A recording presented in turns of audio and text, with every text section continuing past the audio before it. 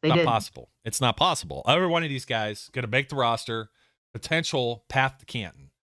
There you go. Especially if Pickens wears number 1, start pouring the mold for the bus now, baby. If he gets number 1, start pouring that mold. Oh my God. Being down at the draft party, there's kids walking around with Pickett jerseys already. Like, real deal. They must have sold out of them, and must have had a limited amount already printed. Man, Nike's got the hot press going. Like, they already gave him the number. They were like, you were saying it on the last show. It's like, well, sorry, Carl Joseph. not happening. We're taking this one and giving it over, and it's gonna be exciting. Maybe if he wasn't the quarterback of the future, hypothetically, right now, yeah, maybe Carl Joseph had a shot to keep that number, but no, he's the top pick. He's a quarterback. Yeah, they probably took it without even asking, honestly. Yeah, I don't know. Chris Oladokin, I'm not sure what number he ended up wearing.